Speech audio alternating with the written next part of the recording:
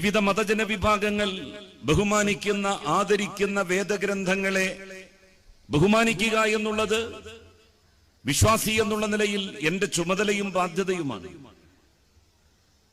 ഞാൻ ഡിഗ്രിക്ക് പഠിക്കുന്ന കാലത്ത് ആദ്യമായി ഭഗവത്ഗീതയുടെ താളുകളിലൂടെ കണ്ണോടിച്ചപ്പോൾ എന്റെ ദൃഷ്ടിപഥത്തിൽ ഉടക്കി നിന്ന മനോഹരമായ വാക്യങ്ങൾ ഞാൻ ഹൃദ്യസ്ഥമാക്കിയിട്ടുണ്ട്. കുരുക്ഷേത്രയങ്കണത്തിൽ വെച്ച് ഭഗവാൻ ശ്രീകൃഷ്ണൻ അർജുനന് നൽകുന്ന ഒരു സാരോപദേശമുണ്ട്. തന്റെ ബന്ധുക്കളും ഉറ്റവരും ഉടയവരും അപ്പുറത്ത് നിൽക്കെ എങ്ങനെ യുദ്ധം ചെയ്യുമെന്ന് ശങ്കിച്ചു നിൽക്കുന്ന അർജുനനോടാണ് ധർമ്മത്തിന്റെ സംസ്ഥാപനത്തെക്കുറിച്ച് ഭഗവാൻ ശ്രീകൃഷ്ണൻ ഓർമ്മപ്പെടുത്തുന്നത്. യഥാ യഥാ ഹി ധർമ്മസ്യ ഗ്ലാനിർഭവതി ഭാരത അഭ്യുത്ഥാനമധർമ്മസ്യ തദാത്മനം സൃജാമ്യഹം പരിത്രാണായ സാധുനാം വിനാശായ ചതുഷ്കൃതാം ധർമ്മ സംസ്ഥാപനാർത്ഥായ സംഭവാമി യുഗേ യുഗേ. ദൈവത്തിന്റെ സാമീപ്യസിദ്ധിക്ക് വേണ്ടി വിവിധ മതദർശനങ്ങൾ വരിക്കാൻ വേണ്ടി ആഗ്രഹിക്കുന്ന മനുഷ്യരെക്കുറിച്ചും അവർ സഞ്ചരിക്കുന്ന വഴികളെക്കുറിച്ചും ഭഗവത്ഗീതയിൽ മറ്റൊരിടത്ത് പറയുന്നുണ്ട്. ഹേ യഥാമാം പ്രപത്യന്തേ താം തദൈവ ഭജാമ്യഹം മമ വർത്തമാനുവർത്തന്തേ മനുഷ്യ പാർത്ഥ സർവശ. നിങ്ങൾ ദൈവത്തിന്റെ സാമീപ്യസിദ്ധിക്കായി ഏതേത് മതദർശനങ്ങളുടെ വഴികളാണ് സ്വീകരിക്കുന്നതെങ്കിലും ആത്യന്തികമായി നിങ്ങൾ എന്റെ മാർഗത്തിൽ തന്നെയാണുള്ളത്. ഏകസ്മിന്നന്തരേ മ്ലേച്ഛ ആചാര്യേണ സമന്വിത മഹാമത ഇതി ഖ്യാത ശിഷ്യ ശാഖാ സമന്വിതാം ലിംഗശ്ചേതി ശിഖാഹീന ഇതി പൈശാച ധർമ്മശ്ച ഭവിഷ്യതി മായാകൃത. അങ്ങനെ നിരവധി ശ്ലോകങ്ങൾ ഡിഗ്രിക്ക് പഠിക്കുന്ന കാലത്ത് ഹൃദയസ്ഥമാക്കിയിട്ടുണ്ട് ഈ ഉള്ളവൻ. ഏത് വേദഗ്രന്ഥം എന്റെ കയ്യിൽ തന്ന് ഇത് വിതരണം ചെയ്യാൻ സഹായിക്കുമോ എന്ന് ചോദിച്ചാലും 101% ആത്മവിശ്വാസത്തോടെ ഞാൻ അത് ഏറ്റെടുക്കും. യാതൊരു സംശയവും തർക്കവും ആ കാര്യത്തിൽ ആർക്കും വേണ്ട. എന്നെ ചോദ്യം ചെയ്യാൻ വേണ്ടി വരുന്ന ആളുകളുണ്ടല്ലോ, BJPയുടെ ആളുകൾ, RSSന്റെ ആളുകൾ, നേതാക്കന്മാർ. ഞാൻ അവരെ വെല്ലുവിളിക്കുന്നു. ഭഗവത്ഗീതയിലെ എത്ര ഉദ്ധരണികൾ നിങ്ങൾക്കറിയാം? അക്ഷരം തെറ്റാതെ അക്ഷരസ്ഫുടതയോടെ അത് നാട്ടിലെ ജനങ്ങളോട് പറയാൻ നിങ്ങൾക്കാകുമോ, കഴിയുമോ? ആ നിങ്ങളാണോ എന്നോട് ഭഗവത്ഗീതയെ കുറിച്ച് പറയുന്നത്? എന്നെ ഗീതാവചനങ്ങൾ കാണിച്ച് പേടിപ്പിക്കാൻ വേണ്ടി നോക്കുന്നത്? ഇടതുപക്ഷത്തിന്റെ ഓരം ചാരി സഞ്ചരിക്കുന്ന ഒരാൾ മതനിരപേക്ഷതയുടെ, മതേതരത്വത്തിന്റെ കാവൽ ഭടനാകുമെന്നുള്ള കാര്യത്തിൽ ആർക്കാണ് തർക്കം? എന്തൊക്കെയായിരുന്നു നാട്ടിൽ പ്രചരിപ്പിക്കപ്പെട്ടത്? BJP നടത്തിയ കുപ്രചരണങ്ങളിൽ കോൺഗ്രസും ഭാഗഭാക്കായി ലീഗും അണിചേർന്നു. ലീഗിന്റെ ഒരു സംസ്ഥാന നേതാവ് കേരളത്തിന്റെ നിയമസഭയിൽ വെച്ചുകൊണ്ട് പറഞ്ഞത് ഖുർആന്റെ മറവിൽ സ്വർണം കടത്തിയ ആത്മീയ കള്ളക്കടത്തുകാരനാണ് ജലീൽ എന്നാണ്. ആ പറഞ്ഞ വ്യക്തി ഇപ്പൊ എവിടെയാണ്? അദ്ദേഹം കഴിഞ്ഞ നിയമസഭാ സമ്മേളനത്തിൽ പങ്കെടുത്തില്ലല്ലോ. എന്തേ പങ്കെടുക്കാതിരുന്നു? എന്നെ അധിക്ഷേപിക്കാൻ വേണ്ടി ശ്രമിച്ച മുസ്ലിം ലീഗിന്റെ 2 MLA-മാർ കഴിഞ്ഞ തദ്ദേശ സ്ഥാപന തെരഞ്ഞെടുപ്പിൽ വോട്ട് ചെയ്തിട്ടില്ലല്ലോ. എന്തേ? വോട്ടിംഗ് മെഷീൻ കേടായതുകൊണ്ടാണോ അവർക്ക് വോട്ട് ചെയ്യാൻ കഴിയാതെ പോയത്? സ്വർണ്ണ ബിസിനസ് നടത്തിയ ആളുകളെ പറ്റിച്ചു എന്നുള്ളതിന്റെ പേരിൽ, ചതിച്ചു എന്നുള്ളതിന്റെ പേരിൽ ലീഗിന്റെ MLA MC കമറുദ്ദീൻ എത്ര മാസമായി ജയിലറക്കുള്ളിലാണ്? കണ്ണൂർ സെൻട്രൽ ജയിലിൽ കമറുദ്ദീനെ അടച്ചിരിക്കുന്നത് രാജ്യത്തിന്റെ സ്വാതന്ത്ര്യ സമരത്തിൽ പങ്കെടുത്തതിനല്ല, സാമ്രാജ്യത്വ ശക്തികൾക്കെതിരായി ലീഗ് നടത്തിയ പോരാട്ടത്തിൽ ഭാഗഭാക്കായി എന്നുള്ളതിന്റെ പേരിലല്ല MC കമറുദ്ദീൻ കണ്ണൂർ സെൻട്രൽ ജയിലിൽ കഴിയുന്നത്. ഇബ്രാഹിം കുഞ്ഞിനെ എന്തിനാണ് ജയിലിന് സമാനമായ ഹോസ്പിറ്റൽ മുറിയിൽ ആഴ്ചകൾ പോലീസ് ബന്ദോബസ്തിൽ താമസിപ്പിച്ചത്, അവിടെ വെച്ച് ഉദ്യോഗസ്ഥന്മാർ ചോദ്യം ചെയ്തത്, പാലാരിവട്ടം പാലം അണ്ണാക്ക് തൊടാതെ വിഴുങ്ങി കോടികൾ അമുക്കി എന്നുള്ളതിന്റെ പേരിലായിരുന്നു അത് എന്നത് ആർക്കാണ് അറിയാത്തത്? ഇഞ്ചി കൃഷി നടത്തി 6000 സ്ക്വയർ ഫീറ്റുള്ള വീട് പണിത ഒരേ ഒരാളെ മാത്രമേ നിങ്ങൾ കണ്ടിട്ടുണ്ടാകൂ. അത് മുസ്ലിം ലീഗിന്റെ നേതാവാണ്. ഞാൻ ആത്മീയ കള്ളക്കടത്ത് നടത്തിയെന്ന് അധിക്ഷേപം പറഞ്ഞയാൾ, അയാളിപ്പോൾ എവിടെയാണ്? ജയിലിലേക്കുള്ള വഴിയിലാണ്. തലശ്ശേരി പിന്നിട്ടു. ഏതാനും ദിവസങ്ങളും കൂടി കഴിഞ്ഞാൽ കണ്ണൂർ സെൻട്രൽ ജയിലിൽ അടക്കപ്പെടും എന്നുള്ള കാര്യത്തിൽ തർക്കം വേണ്ട. അഴിമതി നടത്തി എന്നുള്ളതിന്റെ പേരിലല്ലേ ലീഗും സമുദായവും പറഞ്ഞ് സുഖിമാന്മാരാവുകയും വലിയ സ്വത്തിന്റെ ഉടമകളായി മാറുകയും ഷെയർ ബിസിനസ് നടത്തി പാവം ലീഗുകാരനെ പറ്റിക്കുകയും വഞ്ചിക്കുകയും ചെയ്യുന്ന ഏർപ്പാട് ലീഗ് നേതാക്കൾ അവസാനിപ്പിക്കണം. രാഷ്ട്രീയ പ്രേരിതമാണ് കേസ് എന്നാണല്ലോ ലീഗ് പറഞ്ഞത്. MC കമറുദ്ദീനെതിരായി പരാതി കൊടുത്ത ആളുകളിൽ ഏതെങ്കിലും ഒരാൾ ഇടതുപക്ഷത്തുള്ളവരുണ്ടോ? CPIM-കാരുണ്ടോ? CPI-ക്കാരുണ്ടോ? ഇടതുപക്ഷ ജനാധിപത്യ മുന്നണിയിലെ ഏതെങ്കിലും ഒരു ഘടകകക്ഷിയിലെ അംഗങ്ങളുണ്ടോ? എല്ലാം മുസ്ലിം ലീഗിന്റെ പ്രവർത്തകന്മാരല്ലേ? എല്ലാവരും സമസ്ത കേരള ജമിയത്തുൽ ഉലമായുടെ പ്രവർത്തകന്മാരും കൂടിയല്ലേ? സ്വന്തം പാർട്ടിക്കാരെയും സ്വന്തം സമുദായ സംഘടനയിലെ അംഗങ്ങളെയും പറ്റിക്കാനുള്ള മേൽവിലാസമാണോ മുസ്ലിം ലീഗിന്റെ സമുദായ മേലങ്കി? മഹാനായ CH മുഹമ്മദ് കോയ സാഹിബ് 1967 രണ്ടാം EMS മന്ത്രിസഭയിൽ വിദ്യാഭ്യാസ മന്ത്രിയായി സ്ഥാനമേറ്റു. ലീഗ് കേരളത്തിൽ ആദ്യം മന്ത്രിയാകുന്നത് സഖാവ് EMS-ന്റെ മന്ത്രിസഭയിലാണ്. CH മുഹമ്മദ് കുരിക്കളും മന്ത്രിമാരായി. അവർക്ക് വലിയ ഒരു സ്വീകരണം കൊടുത്തു വടകരയിൽ. ആ സ്വീകരണ സമ്മേളനത്തെ അഭിസംബോധന ചെയ്തുകൊണ്ട് CH പ്രഖ്യാപിച്ചു, ഞങ്ങളെക്കുറിച്ച് കഴിവുകെട്ടവരെന്ന് നാളെ നിങ്ങൾ കേട്ടേക്കാം, ഞങ്ങളെക്കുറിച്ച് യോഗ്യതയില്ലാത്തവർ എന്ന് നാളെ നിങ്ങൾ ഒരുപക്ഷെ അഭിപ്രായങ്ങൾ അറിഞ്ഞേക്കാം. എന്നാൽ ഒരിക്കലും ഞങ്ങളെക്കുറിച്ച് അഴിമതിക്കാരെന്ന് നിങ്ങൾ കേൾക്കേണ്ടി വരില്ല. മഹാനായ CH-ന്റെ ആ വാചകങ്ങൾ അറബിക്കടലിന്റെ ആഴിയിലേക്ക് കെട്ടിത്താഴ്ത്തുകയല്ലേ മുസ്ലിം ലീഗിന്റെ പുത്തൻകൂറ്റുകാരായ നേതൃത്വം ഇപ്പോൾ ചെയ്യുന്നത്? സമുദായവും മതവും ആളുകളെ പറ്റിക്കാനുള്ള കുപ്പായമാണോ? അത് ധരിച്ചാൽ ആരെയും വഞ്ചിക്കാമെന്നാണോ? മുസ്ലിം ലീഗ് ഇത്യാദി പ്രവർത്തനങ്ങൾ അവസാനിപ്പിക്കണം. സ്വന്തം അണികളെ വിശ്വാസത്തിലെടുക്കണം. സ്വന്തം അണികൾ മുസ്ലിം ലീഗിന്റെ നേതാക്കന്മാരെ എന്തുമാത്രം വിശ്വസിക്കുന്നത്? ആ വിശ്വാസത്തിനനുസൃതമായിട്ടുള്ള വിശ്വാസം തിരിച്ചു നൽകാൻ ലീഗിന്റെ നേതാക്കന്മാർക്ക് എപ്പോഴെങ്കിലും കഴിഞ്ഞിട്ടുണ്ടോ? വിശ്വാസവും ദീനും മതവും എല്ലാം ആളുകളെ വഞ്ചിക്കുന്നതിനും മറ്റുള്ളവരുടെ കയ്യിൽ കിടക്കുന്ന പണം സ്വന്തം കീശയിലെത്തിക്കുന്നതിനും ഉപയോഗപ്പെടുത്തുകയാണല്ലോ ലീഗ് ചെയ്യുന്നത്. ഇതൊക്കെ ചെയ്യുന്ന ആളുകൾക്കെതിരായി ഒരു നടപടിയെടുക്കാൻ എന്തേ ലീഗിന് സാധിക്കാത്തത്? ഇടതുപക്ഷത്തിന്റെ നേതാക്കന്മാർക്കെതിരായി എന്തെങ്കിലും ആക്ഷേപങ്ങൾ സാമ്പത്തിക രംഗത്തുണ്ടായാൽ അവരെ മാറ്റി നിർത്തും, പാർട്ടിയിൽ നിന്ന് പുറത്താക്കും. MC കമറുദ്ദീനെതിരായി ഉണ്ടായിട്ടുള്ള അധിക്ഷേപങ്ങളെ മുഖവിലക്കെടുക്കാൻ ലീഗ് തയ്യാറാകാതിരുന്നത് എന്തുകൊണ്ടാണ്? ലീഗിന്റെ പല നേതാക്കന്മാരും ഇങ്ങനെ ജനങ്ങളുടെ പോക്കറ്റിൽ കിടക്കുന്ന പണം ഷെയറായി സ്വീകരിച്ച് നാട്ടിൽ ബിസിനസ്സുകൾ നടത്തുന്നുണ്ട്. 1 ലക്ഷം രൂപക്ക്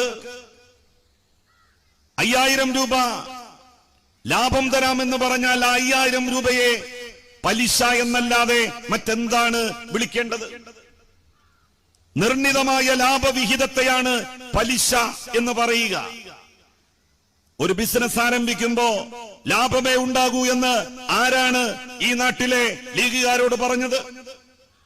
കച്ചവടത്തിൽ ലാഭവും നഷ്ടവും വരാം. ഒരു മാസം ക്ലിപ്തപ്പെടുത്തിയുള്ള ഒരു സംഖ്യ എങ്ങനെ കൊടുക്കും? പലിശ വാങ്ങി തിന്ന് അവസാനം മുതലും പലിശയുമില്ലാത്ത അവസ്ഥയിൽ അത് തന്നവരെ ആക്കി സമുദായത്തിന്റെയും ദീനിന്റെയും പേരും പറഞ്ഞ് ആളുകളെ പറ്റിക്കുന്ന ഏർപ്പാട് ഇനി നടക്കില്ല. അത് നടത്താൻ ലീഗിന്റെ പ്രവർത്തകർ അനുവദിക്കരുത്. അതാണ് എനിക്ക് അവരോട് അഭ്യർത്ഥിക്കുവാനുള്ളത്. എന്തുകൊണ്ടാണ് കഴിഞ്ഞ തദ്ദേശ സ്ഥാപന തെരഞ്ഞെടുപ്പിൽ കള്ളപ്രചാരണങ്ങളെ ആളുകൾ പുച്ഛിച്ചു തള്ളിയത്? നിങ്ങൾക്ക് ഓർമ്മയില്ലേ? അന്ന് എന്തൊക്കെയായിരുന്നു ചാനലിൽ ഇരുന്നു കൊണ്ട് അവരുടെ അവതാരകന്മാർ പറഞ്ഞിരുന്നത്? ഖുർആന്റെ കോപ്പി കൊണ്ടുവന്ന വാഹനത്തിന്റെ GPS കേടുവന്നു, NIA GPS ഏറ്റെടുത്തിരിക്കുന്നു. തിരൂരിലേക്ക് വന്ന വാഹനം ബാംഗ്ലൂരിലേക്ക് പോയി, അവിടെ സ്വർണം ഇറക്കിക്കൊടുത്തു. എവിടെ പോയടോ എന്നിട്ട് ഈ ആരോപണങ്ങളൊക്കെ? 3 അന്വേഷണ ഏജൻസികൾ വട്ടമിട്ട് പറന്ന് ഭൂതക്കണ്ണാടി വെച്ച് നോക്കുകയും അന്വേഷിക്കുകയും ചെയ്തില്ലേ? ഇടതുപക്ഷ ജനാധിപത്യ മുന്നണിയിലെ ഏതെങ്കിലും ഒരാളുടെ ഒരു രോമത്തിലെങ്കിലും തൊടാൻ അവർക്ക് സാധിച്ചോ? എന്തേ കഴിയാതെ പോയത്? എന്തേ സാധിക്കാതെ പോയത്? എനിക്ക് നിങ്ങളോട് പറയാനുള്ളത്, പത്രങ്ങളും ചാനലുകളും പറയുന്ന പച്ചക്കള്ളങ്ങൾ ഒരിക്കൽ പോലും നിങ്ങൾ വിശ്വസിച്ചു പോകരുത്. കള്ളപ്രചാരവേലകളാണ് അവർ നടത്തിക്കൊണ്ടിരിക്കുന്നത്. അവർക്ക് കമ്മ്യൂണിസ്റ്റ് പാർട്ടിയെ ഇല്ലാതാക്കണം, അവർക്ക് ഇടതുപക്ഷ ബദലിനെ തകർക്കണം, അവർക്ക് വലിയ പരസ്യങ്ങൾ കൊടുക്കുന്ന മൾട്ടിനാഷണൽ കമ്പനികളെ നിലനിർത്തണം, അവർക്ക് BJPക്ക് ഓശാന പാടണം, അവർക്ക് നരേന്ദ്രമോദിയെ മഹാനായി വിശേഷിപ്പിക്കണം. അതിനവർ കമ്മ്യൂണിസ്റ്റ് നേതാക്കന്മാരെ, ഇടതുപക്ഷ സർക്കാരിനെ അപമാനിക്കുകയാണ്, അപമതിക്കുകയാണ്. സഖാവ് പിണറായി വിജയനെ എന്തെല്ലാം ആക്ഷേപ ശരങ്ങൾ കൊണ്ടാണ് ഇവരെല്ലാവരും കൂടി എതിരിട്ടത്. ഏതെങ്കിലും ഒരു ശരം അദ്ദേഹത്തിന്റെ ദേഹത്തേൽപ്പിക്കാൻ, പതിപ്പിക്കാൻ എന്തുകൊണ്ടാണ് ഇവർക്ക് സാധ്യമാകാതെ പോയത്? നിയമസഭയിൽ വെച്ച് തന്റെ കൈകൾ ഉയർത്തി തന്റെ വിശുദ്ധിയെക്കുറിച്ച് സംസാരിച്ചു സഖാവ് പിണറായി വിജയൻ. അങ്ങനെ സംസാരിക്കാൻ നെഞ്ചിൽ ആത്മവിശ്വാസത്തിന്റെ കടലിരമ്പമുള്ളവർക്കേ സാധിക്കുകയുള്ളൂ. അല്ലാതെ രമേശ് ചെന്നിത്തലക്കും കുഞ്ഞാലിക്കുട്ടിക്കും 1000 കൊല്ലം തപസ്സിരുന്നാലും അങ്ങനെ പറയാനുള്ള ധൈര്യം വരില്ല. ഇടതുപക്ഷ നേതാക്കൾക്കേ അതിന് കഴിയും. ഇടതുപക്ഷ ജനാധിപത്യ മുന്നണിയുടെ സർക്കാർ ഇനിയും ഈ നാട്ടിൽ ഉണ്ടാവണം, ഭരിക്കണം. ഇടതുപക്ഷം തകർന്നാൽ രാജ്യത്ത് അവശേഷിക്കുന്ന മതേതരത്വത്തിന്റെ പച്ചത്തുരുത്താണ് എന്നേക്കുമായി ഇല്ലാതാകാൻ വേണ്ടി പോകുന്നത്. എല്ലാറ്റിനെയും മതവൽക്കരിക്കുകയല്ലേ RSSും BJPയും? ന്യായമായ കാര്യങ്ങൾക്ക് വേണ്ടി സമരം ചെയ്യുന്നവരെ പോലും മതാടിസ്ഥാനത്തിൽ ഭിന്നിപ്പിച്ചു നിർത്താനാണല്ലോ ഇന്ത്യയുടെ പ്രധാനമന്ത്രി ശ്രമിക്കുന്നത്. പൗരത്വ ഭേദഗതി ബില്ലിനെതിരായി രാജ്യവ്യാപകമായി പ്രതിഷേധങ്ങൾ ഇരമ്പിയപ്പോ ഇന്ത്യയുടെ പ്രധാനമന്ത്രി പറഞ്ഞത് എന്താണ്? സമരം ചെയ്യുന്നവരുടെ വേഷം കണ്ടാൽ അറിയാം, കോലം കണ്ടാൽ അറിയാം ആരാണ് സമരത്തിന്റെ മുൻപന്തിയിൽ നിൽക്കുന്നത് എന്ന്. ഇന്ത്യയിലെ ഭൂരിപക്ഷ മതസമുദായത്തെ വർഗീയത പറഞ്ഞ് വജ്രം പിച്ചുപ്പിച്ച് നിർത്തി നാട്ടിൽ ചേരിതിരിവുണ്ടാക്കാൻ രാജ്യം ഭരിക്കുന്ന സർക്കാർ ശ്രമിക്കാൻ പാടുണ്ടോ? കർഷക സമരത്തിന് പോലും അങ്ങനെയുള്ള ചില വ്യാഖ്യാനങ്ങൾ ബിജെപിയുടെ ചില നേതാക്കന്മാർ നൽകാൻ ആരംഭിച്ചിരിക്കുന്നു. പഞ്ചാബികൾ, സിഖുകാർ, അവരുടെ വേഷം, അവരുടെ താടി, അവരുടെ കൃപാണം, ഇതൊക്കെയല്ലേ കൂടുതൽ പ്രാമുഖ്യത്തോടുകൂടി അവർ പറഞ്ഞുകൊണ്ടിരിക്കുന്നത്? കർഷകർ ഉയർത്തുന്ന പ്രശ്നങ്ങളെ കുറിച്ചല്ല, കർഷകർ ധരിച്ച വേഷത്തെക്കുറിച്ചാണ് RSSും BJPയും ഇപ്പോൾ സംസാരിച്ചുകൊണ്ടിരിക്കുന്നത്. പൗരത്വ ഭേദഗതി ബില്ലിനെതിരായി രാജ്യത്ത് നടന്ന പ്രക്ഷോഭങ്ങളെ ദുർബലമാക്കിയത് വേഷം പറഞ്ഞുകൊണ്ടാണ്, കോലം പറഞ്ഞുകൊണ്ടാണ്. കർഷക സമരത്തെയും അവർ ഞെക്കിക്കൊല്ലാൻ വേണ്ടി ശ്രമിക്കുക സമരക്കാരുടെ വേഷവും അവരുടെ താടിയും അവരുടെ തലപ്പാവും സൂചിപ്പിച്ചുകൊണ്ടാണ്. ഈ നാട്ടിൽ ന്യായമായ കാര്യങ്ങൾക്ക് പോലും ജനങ്ങൾക്ക് സമരം ചെയ്യാൻ കഴിയാത്ത അവസ്ഥ വന്നിരിക്കുന്നു. സമരം ചെയ്യുന്നവരുടെ മതം നോക്കി, വേഷം നോക്കി, അവരുടെ വിശ്വാസം നോക്കി, അവർക്കെതിരായി ഭൂരിപക്ഷ ജനവിഭാഗത്തെ അണിനിരത്താം എന്ന ഗൂഢമായ ചിന്തയിലാണ് രാജ്യം ഭരിക്കുന്ന BJP ഏർപ്പെട്ടിരിക്കുന്നത്. BJPക്കെതിരായി ശക്തമായ നിലപാട് സ്വീകരിച്ച് എല്ലാവരും മുന്നോട്ടു പോകേണ്ട ഘട്ടമാണ്. കമ്മ്യൂണിസ്റ്റ് പാർട്ടികൾ, കമ്മ്യൂണിസ്റ്റ് പാർട്ടിയുടെ അണികളെ മതേതരത്വം എന്താണെന്ന് പഠിപ്പിച്ചു, മതനിരപേക്ഷത എന്താണെന്ന് പഠിപ്പിച്ചു. അതുകൊണ്ടാണ് RSSനും BJPക്കുമെതിരായി ഇഞ്ചോടിഞ്ച് പൊരുതി നിൽക്കാൻ സഖാക്കൾ തയ്യാറാകുന്നത്. എന്തേ അങ്ങനെ ഒരു തയ്യാറാകൽ കോൺഗ്രസിന്റെ പ്രവർത്തകന്മാർക്ക് കഴിയുന്നില്ല? കോൺഗ്രസ് ഒരു ഘട്ടത്തിൽ പോലും എന്താണ് മതേതരത്വമെന്നോ, എന്താണ് RSS എന്നോ, എന്താണ് BJPയുടെ പ്രത്യയശാസ്ത്രമെന്നോ അവരുടെ അനുയായികളെ പഠിപ്പിക്കാൻ വേണ്ടി ശ്രമിച്ചിട്ടില്ല. കമ്മ്യൂണിസ്റ്റ് പാർട്ടിയെ കളിയാക്കിക്കൊണ്ട് പറയാറുണ്ടല്ലോ, കമ്മ്യൂണിസ്റ്റുകാർക്ക് എപ്പോഴും സമ്മേളനങ്ങളാണ്, മീറ്റിംഗുകളാണ്, ചർച്ചകളാണ്, തർക്കവിതർക്കങ്ങളാണ്, സംവാദങ്ങളാണ്. കമ്മ്യൂണിസ്റ്റുകാർക്ക് യോഗം കഴിഞ്ഞ സമയമില്ല, മീറ്റിംഗുകൾ കറുതിയുള്ള നാളുകളില്ല. കമ്മ്യൂണിസ്റ്റുകാർ അവരുടെ അണികളെ അങ്ങനെ യോഗങ്ങൾ വിളിച്ചുകൂട്ടി, മീറ്റിംഗുകൾ വിളിച്ചുകൂട്ടി എന്താണ് കമ്മ്യൂണിസ്റ്റ് പാർട്ടി എന്നും, എന്താണ് RSS എന്നും, എന്താണ് BJP എന്നും, എന്താണ് മതേതരത്വമെന്നും, എന്താണ് വർഗീയതയെന്നും, എന്താണ് മതനിരപേക്ഷതയെന്നും, എന്താണ് മതമൗലികവാദമെന്നും പഠിപ്പിച്ചുകൊണ്ടേയിരുന്നു. അവർ നടത്തിയ ധീരമായ ആ ഇടപെടലുകളാണ് കേരളത്തെ ഇപ്പോഴും മതനിരപേക്ഷതയുടെ ഒരു പച്ചത്തുരുത്താക്കി അവശേഷിപ്പിച്ച് നിർത്തുന്നത് എന്ന് കോൺഗ്രസ് മനസ്സിലാക്കണം. കോൺഗ്രസ് ഒരു സന്ദർഭത്തിലും കോൺഗ്രസിന്റെ അണികളെ ഇവയൊന്നും പഠിപ്പിച്ചില്ല, ഇതിനെക്കുറിച്ചൊന്നും പറഞ്ഞു കൊടുത്തില്ല. അതുകൊണ്ട് തന്നെ കോൺഗ്രസിന്റെ ആളുകൾ വിചാരിക്കുന്നു, കോൺഗ്രസ് ഇല്ലെങ്കിൽ ഞങ്ങൾക്ക് BJP. അവർ കോൺഗ്രസിനും BJPക്കും ഇടയിൽ ഒരു വ്യത്യാസവും കാണുന്നില്ല. ഒരു ബദൽ രാഷ്ട്രീയ പാർട്ടിയാണ് BJP എന്ന് കോൺഗ്രസുകാരെ കരുതുന്നുണ്ടെങ്കിൽ അതിന്റെ ഉത്തരവാദിത്വം അത് കരുതുന്ന കോൺഗ്രസുകാർക്കല്ല, അവരെ അങ്ങനെ കരുതുന്ന മാനസികാവസ്ഥയിലേക്ക് വഴി നടത്തിയ കോൺഗ്രസിന്റെ നേതാക്കന്മാർക്കാണ്. പണ്ഡിറ്റ് ജവഹർലാൽ നെഹ്റുവിന് ശേഷം കോൺഗ്രസ് കലർപ്പില്ലാത്ത മതേതരത്വത്തെ എപ്പോഴെങ്കിലും നെഞ്ചോട് ചേർത്ത് വെച്ചിട്ടുണ്ടോ? എന്നെങ്കിലും. തികഞ്ഞ ഭൗതികവാദിയായിരുന്നു പണ്ഡിറ്റ് ജവഹർലാൽ നെഹ്റു. മഹാഭൂരിപക്ഷം ഇന്ത്യയിൽ ഹിന്ദുമത വിശ്വാസികളായിരുന്ന കാലത്ത് മുസ്ലിങ്ങൾ ഇസ്ലാമിനോട് വല്ലാത്ത കൂറ് വെച്ചു പുലർത്തിയിരുന്ന കാലത്ത് ക്രൈസ്തവർ ക്രൈസ്തവ ദർശനങ്ങളോട് ആത്മബന്ധം പുലർത്തിയിരുന്ന സമയത്ത് നീണ്ട 17 വർഷം ഇന്ത്യയുടെ പ്രധാനമന്ത്രിയുടെ കസേരയിലിരുന്ന പണ്ഡിറ്റ് ജവഹർലാൽ നെഹ്റുവിന് ഒരു മതത്തിലും വിശ്വാസമുണ്ടായിരുന്നില്ല. അദ്ദേഹം തികഞ്ഞ ഒരു ഭൗതികവാദിയായിരുന്നു. വാർത്തകൾ സുതാര്യമായും സുവ്യക്തമായും അറിയാൻ നാഷണൽ ന്യൂസ് ചാനൽ ഇനിയും സബ്സ്ക്രൈബ് ചെയ്തില്ലെങ്കിൽ എത്രയും പെട്ടെന്ന് തന്നെ സബ്സ്ക്രൈബ് ചെയ്യുക. ഒപ്പം കാണുന്ന ബെല്ലൈക്കണും ക്ലിക്ക് ചെയ്യാൻ മറക്കല്ലേ.